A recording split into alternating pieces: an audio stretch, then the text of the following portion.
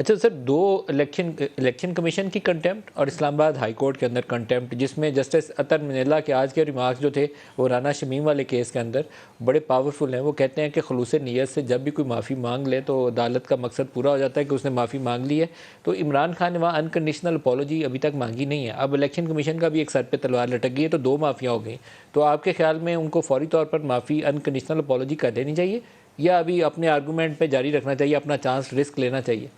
دیکھیں میں آپ کو بتاؤں، دیکھیں توہین عدالت کے جو عدالتی فیصلے ابھی تک ہیں، جو لا جو کہتا ہے وہ تو یہ ہے کہ جب بھی کوئی اگر کرمنل کنٹیمپٹ کا الزام ہو یا جوڈیشل کنٹیمپٹ کا الزام ہو، تو اس میں تو سب سے جو مضبوط دفاع ہوتا ہے وہ تو یہی ہوتا ہے کہ آپ اس پہ جو ہے غیر مشروط معافی مانگ لیں. انکنڈیشنل انکوالیفائڈ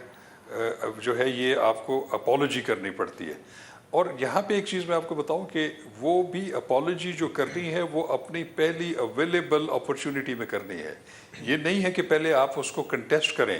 آپ جورسڈکشن کو چیلنج کریں ان کی، یا آپ ان کے جو نوٹس ہے اس کے اوپر آپ کنفرنٹ کریں کہ یہ توہین عدالت یا توہین الیکشن کمیشن نہیں بنتا. تو اس میں تو یہی عدالتی نظائر ہے کہ آپ نے ریمورس کا، ندامت کا، اور اپنے آپ کو جو ہے وہ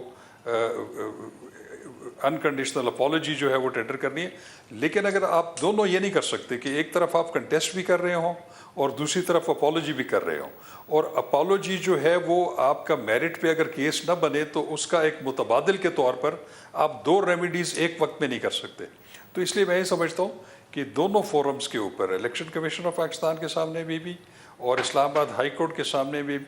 جو صرف اور صرف اس کا بچت اس میں ہے کسی بھی الیجڈ کنٹیمنر کی،